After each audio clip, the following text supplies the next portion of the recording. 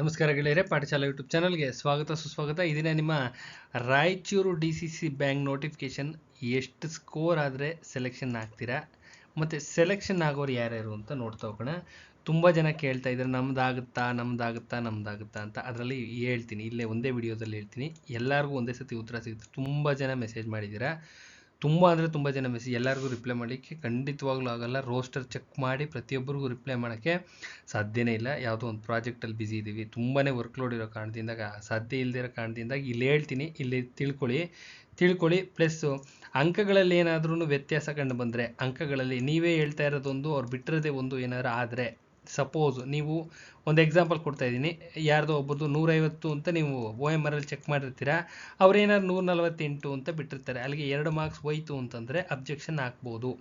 ಕರೆಕ್ಟಾಗಿದ್ದರೆ ಮಾತ್ರ, ಕರೆಕ್ಟಾಗಿ 100% ಇದ್ದರೆ, ನೀವು 100% ಗ್ಯಾರಂಟಿ ಇದ್ದರೆ, ಇಲ್ಲ ನಮ್ಮ 150 ಬಂದೈತೆ, 100,000 ಭಾಗ 150 ಮಾರ್ಕ್ಸೇ ನಂದು ಬಂದಿರೋದು, OMR ಶೀಟಲ್ಲಿ ಪಕ್ಕಾ ಚೆಕ್ ಮಾಡಿದ್ದೀನಿ, ಆದರೂ 148 ಬಿಟ್ಟಿದ್ದಾರೆ ಅಂದರೆ ಅಂಕಗಳಲ್ಲಿ ವ್ಯತ್ಯಾಸ ಕಂಡು ಬಂದರೆ ಆಕ್ಷೇಪಣೆ ಸಲ್ಲಿಸ್ಬೋದು. ಅದಕ್ಕೊಂದು ಲಿಂಕ್ ಬಿಟ್ಟಿದ್ದಾರೆ, ಅದನ್ನು ಯೂಸ್ ಮಾಡ್ಕೊಳ್ಳಿ. ವಿಡಿಯೋನ ಫುಲ್ ಕಂಪ್ಲೀಟಾಗಿ ವೀಕ್ಷಣೆ ಮಾಡಿ ಅಂತ ಹೇಳ್ತಾ ವಿಡಿಯೋ ಒಳಗಡೆ ಎಂಟ್ರಾಗೋಣ. ಇನ್ನು ಶಿಮೂಲ್ನವರು ದಯವಿಟ್ಟು ಓದ್ಲಿಕ್ಕೆ ಸ್ಟಾರ್ಟ್ ಮಾಡಿ.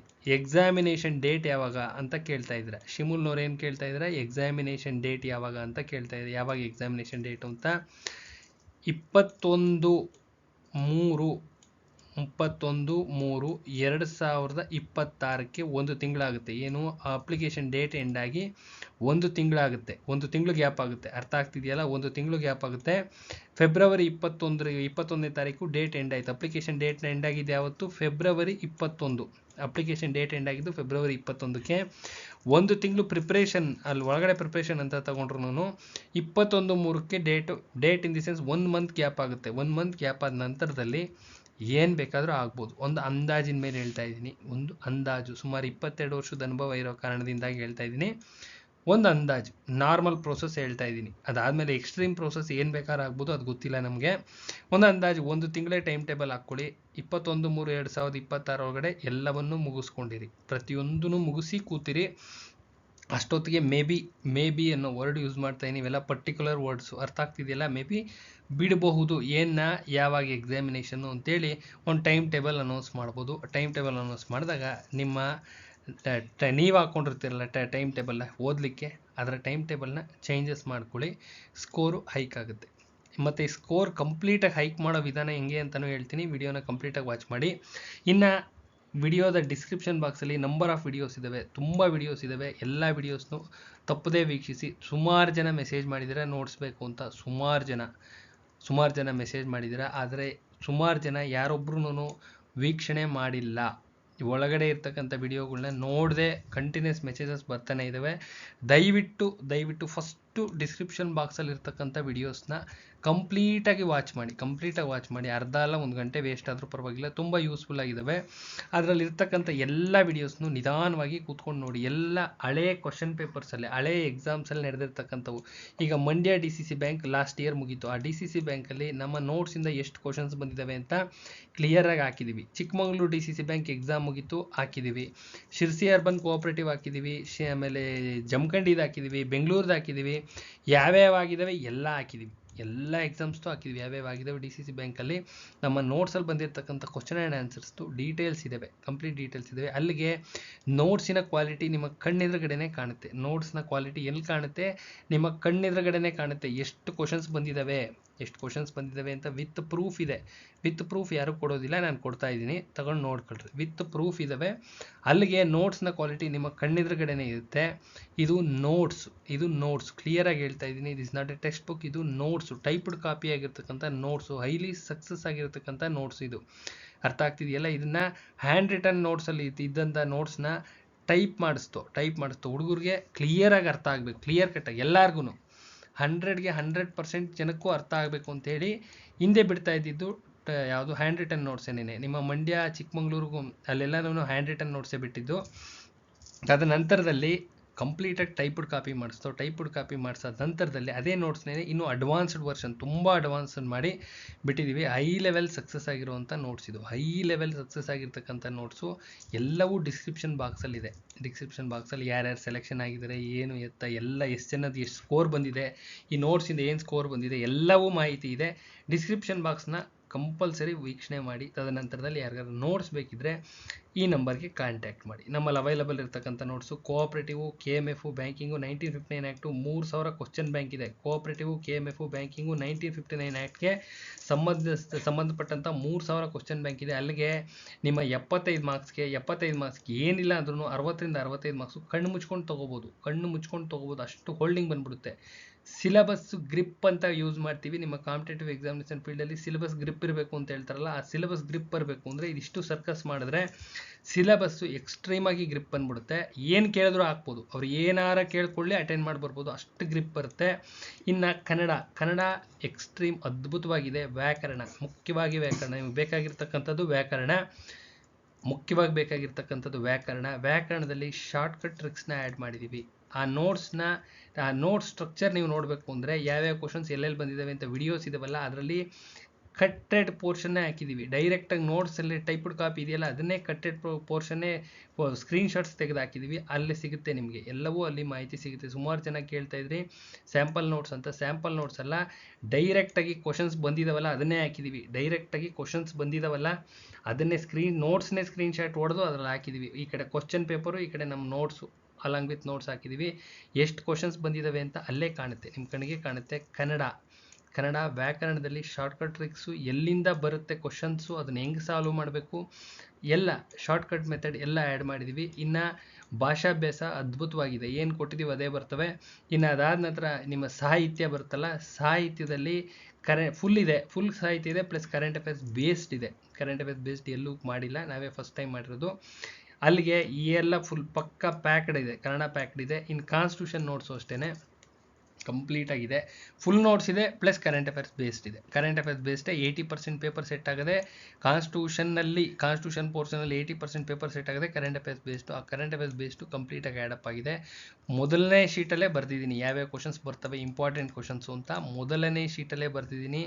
ಆಲ್ಮೋಸ್ಟ್ 25 ಕ್ವಶನ್ಸ್ಗೆ ನಿಮ್ಮ ಲಾಸ್ಟ್ ಎಕ್ಸಾಮ್ ರಾಯಚೂರಲ್ಲಿ 23 ಕ್ವಶನ್ಸ್ ಕವರ್ ಆಗಿದ್ದಾವೆ. 25ಕ್ಕೆ ಎಷ್ಟು ಕವರ್ ಆಗಿದ್ದಾವೆ? 23 ಕ್ವಶನ್ಸ್ ಅವೇ ಬಂದಿದ್ದಾವೆ. ಅರ್ಥ ಆಗ್ತಿದೆಯಲ್ಲ? ಕೂತ್ಕೊಂಡು ಓದ್ಕೊಳ್ಳಿ. ಯಾರಿಗಾರ ಅವಶ್ಯಕತೆ ಇದ್ದರೆ ತಗೊಂಡು ಓದಿ ಅಂತ ಹೇಳ್ತಾ ಒಳಗಡೆ ಎಂಟ್ರಾಗೋಣ. ಇಲ್ಲಿದೆ ನೋಡಿ, ರಾಯಚೂರು ಕೊಪ್ಪಳ DCC ಬ್ಯಾಂಕ್ ಪ್ರಕಟಣೆ ಅಂತ ಕ್ಲಿಯರಾಗಿ ಕೊಟ್ಟಿದ್ದಾರೆ. ಬ್ಯಾಂಕ್ನಲ್ಲಿ ಖಾಲಿ ಇರುವ ವಿವಿಧ ಹುದ್ದೆಗಳ ನೇಮಕಾತಿ ಮಾಡುವ ಸಂಬಂಧ ನಡೆಸಲಾಗಿದ್ದ ಲಿಖಿತ ಪರೀಕ್ಷೆಯ ಫಲಿತಾಂಶವನ್ನು ಹುದ್ದೆವಾರು ಪ್ರಕಟಿಸಲಾಗಿದ್ದು, ಅಭ್ಯರ್ಥಿಗಳು ಬ್ಯಾಂಕಿನ ವೆಬ್ಸೈಟ್ ಗೆ ಭೇಟಿ ನೀಡಿ ಫಲಿತಾಂಶಕ್ಕೆ ಹೆಚ್ಚಿನ ವಿವರ ನೋಡಲು ಕೋರಲಾಗಿದೆ.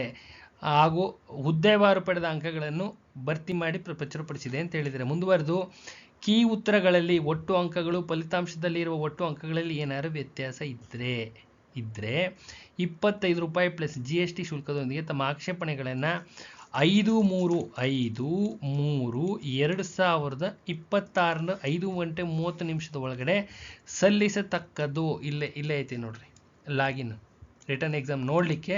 ಪ್ಲಸ್ ಇನ್ನೊಂದು ಯಾವುದೋ ಲಾಗಿನ್ ಹೇಳಿದ್ದಾರೆ, ಆ ಲಾಗಿನ್ ಒಳಗಡೆ ಎಂಟ್ರಾಗಿ ಇದು ವೆಬ್ಸೈಟಲ್ಲೇ ಇದೆ. ಇದು ವೆಬ್ಸೈಟಿಂದನೇ ಕಾಪಿ ತೆಗೆದಿರೋದು, ವೆಬ್ಸೈಟ್ದನ್ನೇ ಸ್ಕ್ರೀನ್ಶಾಟ್ ಹೊಡ್ಕೊಂಡಿರೋದು. ಇಲ್ಲೇ ಕಾಣಿಸ್ತಾ ಇದೆಯಲ್ಲ, ಆಕ್ಷೇಪಣೆಗಳನ್ನು 5/3/2025 ಒಳಗಡೆ ಮಾತ್ರ ಸಲ್ಲಿಸಬೇಕು. ಎಷ್ಟು ಗಂಟೆ ಒಳಗಡೆ ಸಲ್ಲಿಸಬೇಕು? 5/3/2026 5ನೇ ತಾರೀಕು ಲಾಸ್ಟ್ ಡೇಟ್. ಅದರೊಳಗಡೆ ಏನಾದ್ರು ನಿಮಗೆ ಮಾರ್ಕ್ಸಲ್ಲಿ ನೀವು ಹೇಳ್ತಾ ಇರೋ ಮಾರ್ಕ್ಸು 150 ಇದೆ, ನಂದು 150 ಬರಬೇಕು ಅಂತ ನೀವು ಹೇಳ್ತೀರಾ, ಅವ್ರು ಕೊಟ್ಟಿರೋದು 148 ಅಂದರೆ ನೀವು ಅಬ್ಜೆಕ್ಷನ್ ಹಾಕ್ಬೋದು. ನಿಮ್ಗೆ ಅಷ್ಟು ಕಾನ್ಫಿಡೆಂಟ್ ಇದ್ದರೆ ಅವ್ರು ಹೇಳಿರ್ತಕ್ಕಂಥ ರಿಲೆವೆಂಟ್ ಅಮೌಂಟ್ ಪೇ ಮಾಡಿರಿ. ಪ್ಲಸ್ ಏನು ಪ್ರೊಸೀಜರ್ ಇದೆ ಆ ಪ್ರೊಸೀಜರ್ ಪ್ರಕಾರ ಇದನ್ನು ಕಳಿಸ್ಕೊಟ್ರೆ ಅವರು ರಿವ್ಯೂ ಮಾಡ್ತಾರೆ, ಇನ್ನೊಂದು ಸತಿ ಚೆಕ್ ಮಾಡ್ತಾರೆ, ನಿಮ್ಮ ರಿಸಲ್ಟ್ನ ಹೇಳ್ತಾರೆ. ಅರ್ಥ ಆಗ್ತಿದೆಯಲ್ಲ? ಯಾರ್ಯಾರಿಗೆ ಪ್ರಾಬ್ಲಮ್ ಆಗಿದೆ ಇದನ್ನು ಉಪಯೋಗಿಸ್ಕೊಳ್ಳಿ. ಇದನ್ನು ಏನೇ ಡೌಟ್ ಬಂದರೂ ನೀವು ಅವ್ರನ್ನೇ ಕೇಳಬೇಕು, ಬೇರೆ ಯಾವುದೇ ಇನ್ಸ್ಟಿಟ್ಯೂಟ್ನು ಕಾಂಟ್ಯಾಕ್ಟ್ ಮಾಡಬಾರ್ದು. ಅರ್ಥ ಆಗ್ತಿದೆಯಲ್ಲ? ಕನ್ಸರ್ನ್ಡ್ ಅಥಾರಿಟೀಸ್ ಅನ್ನೋ ವರ್ಡ್ ಯೂಸ್ ಮಾಡ್ತಾ ಇದ್ದೀನಿ. ಕನ್ಸರ್ನ್ಡ್ ಅಥಾರಿಟೀಸ್ ಇವರೇನೆ ಎಕ್ಸಾಮ್ ನಡೆಸಿರೋದು ಇವರೇನೇ, ಇದಕ್ಕೆ ಸಾಲ್ವೇಷನ್ ಕೊಡಬೇಕಾಗಿರೋರು ಇವರೇನೆ, ಬೇರೆ ಯಾರೂ ಅಲ್ಲ. ಅರ್ಥ ಆಗ್ತಿದೆಯಲ್ಲ? ಕ್ಲಿಯರಾಗಿ ಕೇಳ್ರಿ. ಏನೇ ಸಮಸ್ಯೆ ಇದ್ರೂ ಕರೆಕ್ಟಾಗಿ ಕೇಳಿದ್ರೆ ನಮ್ಮದು ಈ ಥರ ಇದೆ ಸರ್, ಏನು ಮಾಡಬೇಕು ಅಂದರೆ ಹೇಳ್ತಾರೆ, ಅದನ್ನು ಯೂಸ್ ಮಾಡ್ಕೊಳ್ಳಿ. 5-3 ಒಳಗಡೆನೆ ಹಾಕಬೇಕು, ಅದಾದ ನಂತರದಲ್ಲಿ ಅವಕಾಶ ಇರೋದಿಲ್ಲ. ಇಲ್ಲೇ ಕಾಣಿಸ್ತಾ ಇದೆಯಲ್ಲ 5-3ವರೆಗೂ ಅಬ್ಜೆಕ್ಷನ್ ಡೇಟೇ ಇದೆ. 5-3ರವರೆಗೆ ಏನಿದೆ ಅಬ್ಜೆಕ್ಷನ್ ಡೇಟ್ ಇದೆ. 5-3-2026 ಅಬ್ಜೆಕ್ಷನ್ ಡೇಟೇ ಇದೆ ಅಂದರೆ ಇಲ್ಲಿವರೆಗೂ ನಿಮ್ಮ ಕಟ್ ಆಫ್ ಹಾಕಲ್ಲ ಅಂತ ಅದರ ಅರ್ಥ. 5-3ವರೆಗೂ ನಿಮ್ಮ ಕಟ್ ಆಫ್ ಯಾವುದೇ ಕಾರಣಕ್ಕೂ ಅನೌನ್ಸ್ ಆಗಲ್ಲ ಅಂತ ಪ್ರತಿದಿನ ಮೆಸೇಜ್ ಮಾಡ್ತಿದ್ದೀರಾ, ಅದಕ್ಕೆ ಹೇಳ್ತಾ ಇದ್ದೀನಿ. ಯಾವಾಗ ಬಿಡ್ತಾರೆ ಕಟ್ ಆಫ್ ಅಂದರೆ 5-3ವರೆಗೂ ಯಾವುದೇ ಕಾರಣಕ್ಕೂ ಬಿಡೋದಿಲ್ಲ ಅಂತ ನಿಮ್ಮ ಕಣ್ಣೆದುರುಗಡೆನೇ ಕಾಣಿಸ್ತಾ ಇದೆ, ದಾಖಲೆ ಸಮೇತ ಇದೆ. Simple, it's A very very simple psychology. ಅರ್ಥ ಆಗ್ತಿದೆಯಲ್ಲ, ಇದರ ರಾಕೆಟ್ ಸೈನ್ಸ್ ಏನೂ ಇಲ್ಲ. 5-3ವರೆಗೂ ಅಪ್ಲಿಕೇಶನ್ಸ್ ಎಲ್ಲ ರಿಸೀವ್ ಮಾಡ್ಕೋತೀವಿ ಅಂದರೆ 5-3ವರೆಗೂ ಅನೌನ್ಸ್ಮೆಂಟ್ ಆಗೋದಿಲ್ಲ ಅಂತ ಅರ್ಥ. ಈ 5-3ರ ನಂತರದಲ್ಲಿ ಮೇ ಬಿ ನೀವು ಹಾಕಿರ್ತಕ್ಕಂಥ ಅಪ್ಲಿಕೇಶನ್ಸ್ ಎಲ್ಲ ರಿವ್ಯೂ ಮಾಡಲಿಕ್ಕೆ ಮೇ ಬಿ 1 ವೀಕ್ ಟೈಮ್ ತೊಗೋಬೋದು. 1 ವೀಕ್ ಟೈಮ್ ತೊಗೊಂಡು ರಿಸಲ್ಟ್ ಅನೌನ್ಸ್ ಮಾಡ್ತಾರಪ್ಪ. ಇದು ಪ್ರೊಸೀಜರ್. ಅರ್ಥ ಆಗ್ತಿದೆಯಲ್ಲ. ನೀವು 5ನೇ ತಾರೀಕು ಲಾಸ್ಟ್ ಡೇಟ್ ಇದೆ ಅಂದರೆ ಎಕ್ಸ್ಟ್ರಾ 1 ವೀಕ್ ಟೈಮ್ ತೊಗೋತಾರೆ. ಇನ್ನೂ ಕಡಿಮೆ ಬೇಕಾದರೂ ತೊಗೋಬೋದು. ಅದನ್ನು ವರ್ಡ್ ಯೂಸ್ ಮಾಡಿ ಹೇಳ್ತಾ ಇದ್ದೀನಿ. ಈ 1 ವೀಕ್ ಹೇಳ್ತಾ ಇರೋದು ನಾನು ಮ್ಯಾಕ್ಸಿಮಮ್ ಡೇಟು. 1 ವೀಕ್ ಹೇಳ್ತಾ ಇರೋದೇನು ಮ್ಯಾಕ್ಸಿಮಮ್ ಡೇಟ್, ಅದರೊಳಗಡೆನೆ ಅನೌನ್ಸ್ ಮಾಡಿಕೊಡ್ತಾರೆ. ಒಂದು ಅಂದಾಜಿನ ಮೇಲೆ ಹೇಳ್ತಾ ಇದ್ದೀನಿ, ಇಂದ್ಲಿಂದ ನಡ್ಕೊಂಬಂದಿರೋ ಪದ್ಧತಿ ಪ್ರಕಾರ ಹೇಳ್ತಾ ಇದ್ದೀನಿ. ಇಂದ್ಲಿಂದ ಸುಮಾರು 22 ವರ್ಷದ ಅನುಭವದ ಆಧಾರದಲ್ಲಿ ಹೇಳ್ತಾ ಇದ್ದೀನಿ. ವಿತಿನ್ 1 ವೀಕ್ ಒಳಗಡೆ ಅನೌನ್ಸ್ ಮಾಡುವ ಸಾಧ್ಯತೆ ಇದೆ. ಎಲ್ಲಿಂದ? 5ನೇ ತಾರೀಕಿನ ನಂತರ ವಿತಿನ್ 1 ವೀಕಲ್ಲಿ ನಿಮ್ಮ ಕಟ್ ಆಫ್ ಮಾರ್ಕ್ಸ್ನ ಅನೌನ್ಸ್ ಮಾಡುವ ಸಂಭವವಿದೆ. ಲೇಟ್ ಆದರೆ ಏನೂ ಮಾಡೋಕ್ಕಾಗಲ್ಲ, ಕಾಯಬೇಕು. ಅರ್ಥ ಆಗುತ್ತಲ್ಲ? ನೆಕ್ಸ್ಟು ಓಕೆ, ಇಲ್ಲಿಂದ ಆಚೆ ಕಂಟಿನ್ಯೂಷನ್ ನೋಡ್ತಾ ಹೋಗೋಣ. ಹುದ್ದೆಗಳ ವರ್ಗೀಕರಣಕ್ಕೆ ಯಾಕೆ ಹೋಗಿದ್ದೀನಪ್ಪ ಅಂದರೆ ಸುಮಾರು ಜನ ಕೇಳ್ತಾ ಇದ್ದೀವಿ, ನಮ್ಮದು ಸೆಲೆಕ್ಷನ್ ಆಗುತ್ತಾ, ನಮ್ದಾಗುತ್ತಾ ಅಂತ. ಸಿಂಪಲಾಗಿ ಹೇಳ್ತೀನಿ ನೋಡಿ. ಇದು ಎಚ್ ಕೆ ರೀಜನ್ದು. ಇದೆಂಥದ್ದು? ಇದು ಎಚ್ ಕೆ ರೀಜನ್ನು. ಆಯಿತಾ? ವೇಕೆನ್ಸಿ ಎಷ್ಟಿದ್ದಾವೆ? 11 ಇದ್ದಾವೆ. ಇಲ್ಲಿ 8 ಇದ್ದಾವೆ, ಇಲ್ಲೊಂದಷ್ಟಿದೆ, ಇಲ್ಲೊಂದು 34 ಎಷ್ಟೋ ಇದ್ದಾವೆ. ಮೋಸ್ಟ್ಲಿ ಕಟ್ಟಾಗಿದೆ ಇದು. 11 ಜನ ಒಳಗಡೆ ಹೋಗೋದು, ಕೇವಲ 11 ಜನ ಒಳಗಡೆ ಹೋಗೋದು. ಇದರಲ್ಲಿ ಯಾರು ಒಳಗಡೆ ಹೋಗ್ತಾರೆ ಅಂತ ಹೇಳ್ತೀನಿ ನೋಡ್ರಿ. ಯಾಕೆ 34 ಇಲ್ಲ ಇದೆ ನೋಡ್ರಿ, 34 ಇಲ್ಲ ಇದೆ. 11 ಜನ ಒಳಗಡೆ ಹೋಗೋದು, ಕೇವಲ 11 ಜನ. ಇಲ್ಲಿ 34 ಜನ, ಇಲ್ಲಿ 8 ಜನ ಒಳಗಡೆ ಹೋಗೋದು. ಮಿಕ್ಕಿದವ್ರು ಎಲ್ಲರೂ ಎಷ್ಟು ಸಾವಿರಾರು ಜನ ಓದಿದ್ದೀರಾ ಅವರೆಲ್ಲರೂ ಯಾವ್ಯಾವ ಲೈಬ್ರರಿನಲ್ಲಿ ಸೀಟ್ನ ಅಲಾಟ್ ಮಾಡಿದ್ದೀರಾ ಅದೇ ಸೀಟಲ್ಲಿ ಅಲ್ಲೇ ಕೂತಿರ್ತೀರ. ಕ್ಲಿಯರಾಗಿ ಹೇಳ್ತಾ ಇದ್ದೀನಿ. ಯಾಕೆಪ್ಪ ಅಂದರೆ ಯಾವುದೇ ಕಾರಣದಿಂದ ರಿಕ್ರೂಟ್ಮೆಂಟ್ ಈಗ ಯಾರೊಬ್ರು ಕಾಲ್ ಮಾಡಿದ್ರೆ ಬ್ರಾಂಚ್ ಮ್ಯಾನೇಜರ್ ಎಷ್ಟು ಪೋಸ್ಟ್ ಇದಾವಮ್ಮ ಅಂದರೆ 11 ಪೋಸ್ಟ್ ಇದ್ದಾವೆ ಅಂತ ಹೇಳ್ತಾರೆ. Is it right? ಯಾವುದೇ ಕಾರಣಕ್ಕೂ ರೈಟ್ ಅಲ್ಲಪ್ಪ. 11 ಪೋಸ್ಟ್ ಇರೋದು ಎಲ್ಲರಿಗೂ ಸೇರಿ ಎಂಟೈರ್ ಕರ್ನಾಟಕಕ್ಕೆ ಸೇರಿ ನಿಮ್ಮ ಎಚ್ ಕೆ ರೀಜನ್ಗೆ 11 ಪೋಸ್ಟ್ ಇದ್ದಾವೆ. 11 ಪೋಸ್ಟಲ್ಲಿ ನಾವು ಬರ್ತೀವಾ? 100% ನಾವು ಬರೋದಿಲ್ಲ. ಕ್ಲಿಯರಾಗಿ ಹೇಳ್ತಾ ಇದ್ದೀನಿ. ದಯವಿಟ್ಟು ರೋಸ್ಟರ್ ಸಿಸ್ಟಮ್ನ ದಯವಿಟ್ಟು ಅರ್ಥ ಮಾಡ್ಕೊಳ್ಳಿ. ಮುನ್ಸಿಗೆ ಬಂದಂಗೆ ಏನೇನೇನೇನು ಮಾಡ್ಕೊಳಕ್ಕೆ ಹೋಗ್ಬಿಡ್ರಿ. ಕ್ಲಿಯರಾಗಿ ಹೇಳ್ತಾ ಇದ್ದೀನಿ. 11 ಪೋಸ್ಟಲ್ಲಿ ಈಗ ನಾನೇ ಕ್ಯಾಂಡಿಡೇಟ್ ಅಂದರೆ ನಾನು ಎಲಿಜಿಬಲ್ ಇಲ್ಲ. ನಾವು ಎಷ್ಟಕ್ಕೆ ಎಲಿಜಿಬಲ್ ಇದ್ದೀವಿ? ಫೋನ್ ಮಾಡಿದ್ರೆ ಇಮಿಡಿಯೇಟ್ ಏನಪ್ಪ ಎಷ್ಟಕ್ಕೆ ಎಲಿಜಿಬಲ್ ಇದ್ದೀರಪ್ಪ ಅಂದರೆ ನೋಡ್ಕೋಬೇಕು. ಸಪೋಸ್ ಸಾಮಾನ್ಯದಲ್ಲಿ ಎಲ್ಲರೂ ಬರ್ತೀವಿ. ಅರ್ಥ ಆಗ್ತಿದೆಯಲ್ಲ? ಸಾಮಾನ್ಯ ಹುಡುಗರಾದರೆ ಸಾಮಾನ್ಯದಲ್ಲಿ ಬರ್ತೀವಿ. ಗ್ರಾಮೀಣ ಇದ್ದರೆ 2 ಪೋಸ್ಟ್ ಆಗುತ್ತೆ. ಒಂದು ಇತರೆಯಲ್ಲಿ ಒಂದಾಯಿತು, ಗ್ರಾಮೀಣದಲ್ಲಿ ಒಂದಾಯಿತು. ಅರ್ಥ ಆಯ್ತಲ್ಲ? ಅಂಗವಿಕಲರು ಏನಾರು ಆಗಿದ್ರೆ 3 ಪೋಸ್ಟ್ ಆಯಿತು. ಗ್ರಾಮೀಣನೂ ಓದಿದ್ರೆ ಅಂಗವಿಕಲರು ಇದ್ದರೆ 3 ಪೋಸ್ಟ್ ಆಯಿತು. ಅರ್ಥ ಆಗ್ತಿದೆಯಲ್ಲ? ತದನಂತರದಲ್ಲಿ ನನ್ನ ಕ್ಯಾಟಗರಿ 1 ಅಂತ ಸುಮ್ಮನೆ ಇಟ್ಕೊಂಡ್ರೆ ಒಂದೇ ಒಂದು ಪೋಸ್ಟ್ ಆಯಿತು. ಒಟ್ಟು ನನಗೆ ಎಷ್ಟು ಪೋಸ್ಟ್ ಆಯಿತು? ಸಪೋಸ್ ನಾನು ಜಿ ಎಮ್ ಆದರೆ ಒಂದು ಜಿ ಎಮ್ಮು ಪ್ರವರ್ಗ 1 2 ಪೋಸ್ಟು. 2 ಪೋಸ್ಟಲ್ಲಿ ಕಾಂಪೀಟ್ ಮಾಡಬೇಕು. ಕೇವಲ 2 ಪೋಸ್ಟು. ಈಗ ನನ್ನ ಜಿ ಎಮ್ಮು ಪ್ಲಸ್ ಕ್ಯಾಟಗರಿ 1 ಅಂದರೆ ಕೇವಲ ಎಷ್ಟು ಪೋಸ್ಟ್ ಬರುತ್ತೆ? 2 ಪೋಸ್ಟು. 2ರಲ್ಲಿ ಕಾಂಪೀಟ್ ಮಾಡಬೇಕು. 2 ಅಂದರೆ ಜನರಲ್ ಮೆರಿಟಲ್ಲಿ 5 ಜನ ಬಂದಿರ್ತಾರೆ ಇಂಟರ್ವ್ಯೂಗೆ, ಕ್ಯಾಟಗರಿ 1ಅಲ್ಲಿ 5 ಜನ ಇಂಟರ್ವ್ಯೂ ಬಂದಿರ್ತಾರೆ. ಅರ್ಥ ಆಗ್ತಿದೆಯಲ್ಲ? ಎಕ್ಸಾಂಪಲ್ 1 ಕೊಡ್ತೀನಿ, ಎಲ್ಲದಕ್ಕೂ ಇದೇ ಅಪ್ಲಿಕೇಬಲ್ ಆಗುತ್ತೆ. ಜನರಲ್ ಮೆರಿಟ್ನಲ್ಲಿ 5 ಪೋಸ್ಟು, 5 ಜನ ಬಂದಿರ್ತಾರೆ, 5 ಜನ ಇಂಟರ್ವ್ಯೂಗೆ ಬಂದಿರ್ತಾರೆ. 1 ವೇಕೆನ್ಸಿ ಇರುತ್ತೆ. ಯಾರಿಗೆ ಸಿಗುತ್ತೆ? ಸಿಂಪಲಾಗಿ ಹೇಳ್ತೀನಿ ನೋಡಪ್ಪ. ನಿಮ್ಮ ಇದರಲ್ಲಿ 152ನೋ 153ನೋ ಯಾವುದೋ ಒಂದು ಆಗಿದೆ ಸ್ಕೋರು. ಎಚ್ ಕೆ ರೀಜನಲ್ಲಿ 152 ಏನೋ ರೀಚ್ ಆಗಿದೆ. ಅರ್ಥ ಆಗ್ತಿದೆಯಾ? ನಿಮ್ಮ ಸಹಾಯಕರ ಗ್ರೇಡಿಂಗಲ್ಲಿ 152ವರೆಗೂ ಹೋಗಿದ್ದಾರೆ. ಅರ್ಥ ಆಗ್ತಿದೆಯಾ? 152ವರೆಗೂ ಹೋಗಿದ್ದಾರೆ. 148ಇಂದ ಇಳ್ಕೊಂಬಂದಿದೆ. 148, 149, 147 ಈ ಥರ ಇಳ್ಕೊಂಬಂದಿದೆ. ಅರ್ಥ ಆಗ್ತಿದೆಯಲ್ಲ? ಇದರಲ್ಲಿ 5 ಜನಗಳನ್ನು ಕರೆದಿರ್ತಾರೆ. ಕೇವಲ 5 ಜನ. ನೀಟಾಗಿ ಅದು ಹೆಂಗಿದೆ ಹಂಗೆ ಇಳಿಸ್ಕೊಬರ್ತಾರೆ. 5 ಜನನ ಕರೆದಿರ್ತಾರೆ. 5 ಜನದಲ್ಲಿ ಟಾಪ್ 2 ಇರ್ತಾರಲ್ವಾ? ಕ್ಲಿಯರಾಗಿ ಹೇಳ್ತಾ ಇದ್ದೀನಿ. 5 ಜನದಲ್ಲಿ ಟಾಪ್ 2 ಇರ್ತಾರಲ್ಲ, ಇವರು ಸೆಲೆಕ್ಷನ್ ಆಗ್ತಕ್ಕಂಥ ಚಾನ್ಸಸ್ಸು ಜಾಸ್ತಿ, ಸ್ಕೋರಿಂಗ್ ಜಾಸ್ತಿ ಇರುತ್ತೆ, ಸೆಲೆಕ್ಷನ್ ಆಗೋ ಚಾನ್ಸಸ್ಸು ಜಾಸ್ತಿ ಇರುತ್ತೆ. ಬೇಸ್ಡ್ ಆನ್ ಯಾವ ಬೇಸಿಸ್ ಮೇಲೆ? ಇಂಟರ್ವ್ಯೂನ ಪರ್ಫಾರ್ಮೆನ್ಸ್ ಮೇಲೆ ಅವರು ಸೆಲೆಕ್ಷನ್ ಆಗಿ ಒಳಗಡೆ ಹೋಗ್ತಕ್ಕಂಥ ಚಾನ್ಸಸ್ಸು ಜಾಸ್ತಿ ಇರುತ್ತೆ. ಇನ್ನೂ ಒಂದು ಎಕ್ಸಾಂಪಲ್ ಕೊಡ್ತೀನಿ ನೋಡ್ರಿ, ಇದ್ರಲ್ಲಿ ಕೊಡ್ತೀನಿ ನೋಡ್ರಿ. ಅಟೆಂಡರ್ ಪೋಸ್ಟಲ್ಲಿ ಕೇಳ್ತಾರೆ, ಸಾಮಾನ್ಯದಲ್ಲಿ ಇದ್ದೀನ ಸರ್, ಇದ್ದೀರಪ್ಪ, ಸಾಮಾನ್ಯ, ಯಾರೋ ಒಬ್ಬರು ಸಾಮಾನ್ಯದಲ್ಲಿ ಇದ್ದೀನಿ. ಮಹಿಳೆಯರು ತಗೊಳ್ಳೋಣ, ಮಹಿಳೆಯರದು ಒಂದು, ಹುಡುಗರದಾಯಿತು, ಮಹಿಳೆಯರದು ಒಂದು ತಗೊಳ್ಳೋಣ. ಮಹಿಳೆಯರು ಸರ್ ಇಲ್ಲಿದೆ, ಮಹಿಳೆಯರಿಗೆ ಒಂದು ಪೋಸ್ಟ್ ಇದೆಯಮ್ಮ, ಒಂದು ಪೋಸ್ಟ್ ಇದೆ, ಅರ್ಥ ಆಗ್ತಿದೆಯಲ್ಲ. ಗ್ರಾಮೀಣನೂ ಇದೆ ಅಂದರೆ 2 ಪೋಸ್ಟ್. ಮಹಿಳೆ ಇದ್ದೀನಿ ಸರ್, ನಾನು ಗ್ರಾಮೀಣನೂ ಇದ್ದೀನಿ ಅಂದರೆ 2 ಪೋಸ್ಟ್ ಆಯಿತು, 2 ಆಯಿತು, ಇಲ್ಲಿಗೆ 2 ಬಂತ. ಅದಾದಮೇಲೆ ಸರ್ ನಾನು ಪರಿಶಿಷ್ಟ ಪಂಗಡ ಇದ್ದೀನಿ ಅಂತ ಹೇಳಿದ್ರಿ, ಅಲ್ಲಿಗೆ ಇದರಲ್ಲೂ ಬರ್ತೈತಿ. ಈ ಥರ ಏನಲ್ಲಿ ಹೈಯೆಸ್ಟ್ ಸ್ಕೋರ್ ಮಾಡಿದರೆ ಬರ್ತೈತಿ, ಇಲ್ಲ ಅಂದರೆ ಬರೋಲ್ಲ. ಹೈಯೆಸ್ಟ್ ಸ್ಕೋರ್ ಮಾಡಿದರೆ ಬರ್ತೈತೆ, ಹೈಯೆಸ್ಟ್ ಸ್ಕೋರ್ ಇಲ್ಲ ಅಂದರೆ ಬರೋದಿಲ್ಲ. ಅರ್ಥ ಆಗ್ತಿದೆಯಲ್ಲ? ಇಷ್ಟರಲ್ಲೇ ಮಾತಾಡಬೇಕು, ಇಷ್ಟರಲ್ಲೇನೆ, ಇನ್ನೇನು ಮಾತಾಡೋಂಗಿಲ್ಲ, ಇಷ್ಟರಲ್ಲೇ ಮುಗ್ದೋಗುತ್ತೆ, ಎಲ್ಲ ಮುಗ್ದೋಗುತ್ತೆ. ಇಲ್ಲಿದೆ ನೋಡಪ್ಪ, ಇಲ್ಲಿ ಇನ್ನೂ ಒಂದು ಎಕ್ಸಾಂಪಲ್ ಕೊಡ್ತೀನಿ ನೋಡ್ರಿ. ಇಲ್ಲಿ ಮಾಜಿ ಸೈನಿಕನೂ ಇದೆ, ಕನ್ನಡ ಮಾಧ್ಯಮ ಅಭ್ಯರ್ಥಿನೂ ಇದೆ, ಮಹಿಳೆಯರು ಇಲ್ಲೇ ಇದೆ ನೋಡ್ರಿ. ಸಾಮಾನ್ಯ ಎಷ್ಟಿದೆ? ಯಾರೋ ಒಬ್ಬರು ಮಹಿಳೆ ಫೋನ್ ಮಾಡಿದರು, ಅಮ್ಮ ಎಷ್ಟಿದೆಯಮ್ಮ ಅಂದರೆ GML 2 ಇದೆ, GML 2 ವೇಕೆನ್ಸಿ ಇದೆ. ಮಹಿಳೆಯರಿಗೆ ಎಷ್ಟಿದೆ? 6 ವೇಕೆನ್ಸಿ ಇದೆ, ಆ್ಯಡ್ ಮಾಡ್ಕೋಬೇಕು, 6 ಬರುತ್ತೆ, GML 6 ಬರುತ್ತೆ. ಸಪೋಸ್ ಸರ್ ನಾನು ಗ್ರಾಮೀಣನೂ ಓದಿದ್ದರೆ ಮತ್ತೆ 4 ಆ್ಯಡ್ ಮಾಡ್ಕೋಬೋದು. ಮಾಜಿ ಸೈನಿಕರು ಬರಲ್ಲ, 99% ಬರಲ್ಲ. ಕನ್ನಡ ಮಾಧ್ಯಮ ಅಭ್ಯರ್ಥಿ ಇತ್ತು ಅಂದರೆ ಮಹಿಳೆಯರಿಗೆ ಕನ್ನಡ ಮಾಧ್ಯಮ ಅಭ್ಯರ್ಥಿ ಸೇರಿಸ್ಕೋಬೇಕು, ಇಷ್ಟೇ. ಅರ್ಥ ಆಗ್ತಿದೆಯಲ್ಲ?